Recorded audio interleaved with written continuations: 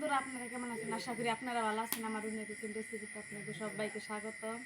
আজকে আমি এই চাইলের গুঁড়া দিয়ে আর মাংস দিয়ে পিঠা বানাবো। তাহলে আপনারা দেখতে থাকেন কীভাবে পিঠাটা বানাই, দেখতে থাকেন। দিয়ে দেব পেঁয়াজ কুচি, রসুন বাটা, আদা বাটা, কাঁচা লঙ্কা বাটা, দিয়ে দেব লবণ,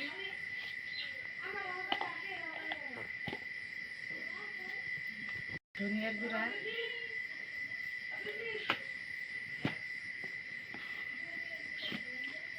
দিয়ে দেব গরম মশলার গুঁড়া, দিয়ে দেব জিরার গুঁড়া,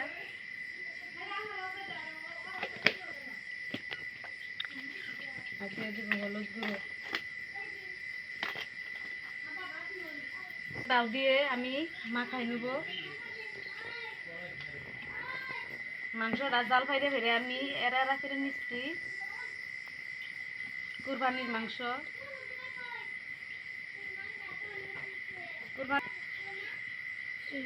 কুরবানির পিঠাটা বানাইলে ভালো হয়। কুরবানির মাংস আপনাদের সাথে শেয়ার করতে পারি নাই, তো মাংস দিয়ে পিঠা বানাবো, শেয়ার করবো আপনাদের সাথে।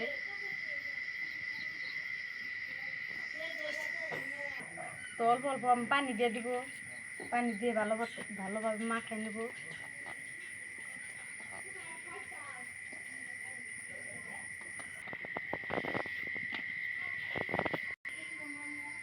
তো পরিমাণ মতো আমি তেল দিয়ে দেবো।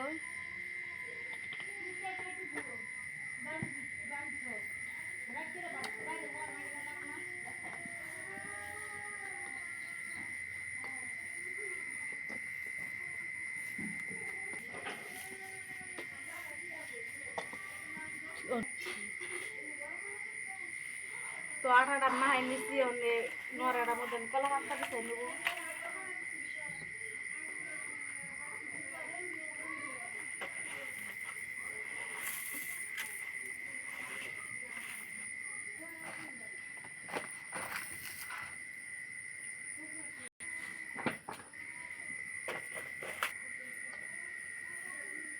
তো নড়াটার মধ্যে আমি কলা পাতা পিছিয়ে নিচ্ছি, এখন দিয়ে দিব আটা,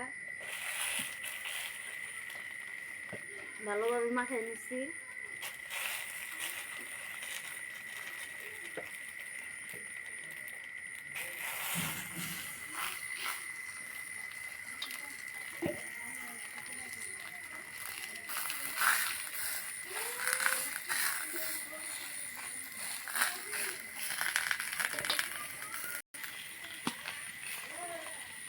তো আহা মাখানোটা আমার দেওয়া হয়ে গেছে, এখন আমি দিয়ে দিব উপর দিয়ে কলা পাতা।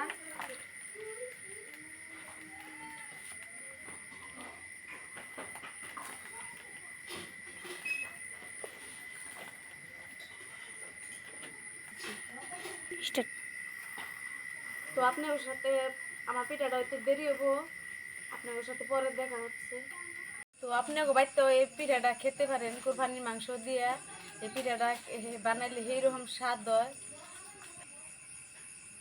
তো আপনাকে ঈদ কিবা গেল, তো আঙ্গ ঈদ বেশ ভালো জানাই। তো আঙ্গ প্রচুর বৃষ্টি আসাল, তো আমরা ভালোভাবে ঈদটা নিতে পারি নাই।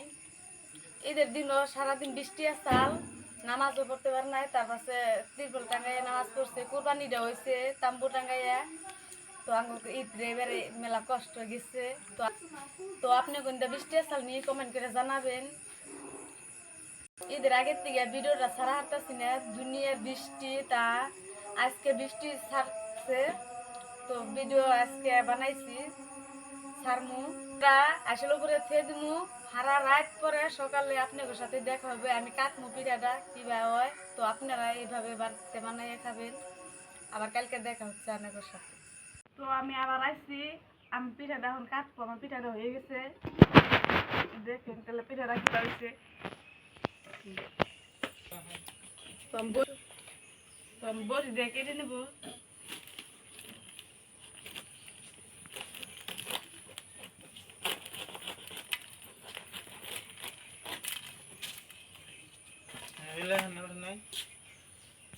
দেখতে পাচ্ছেন পিঠাটা আমার কি সুন্দর হয়েছে।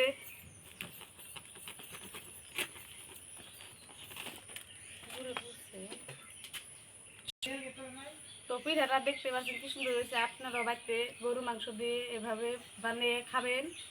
তো পিঠাটা খাইতে সেরকম স্বাদ হয়। তো আজকের ভিডিওটা এই তুরি।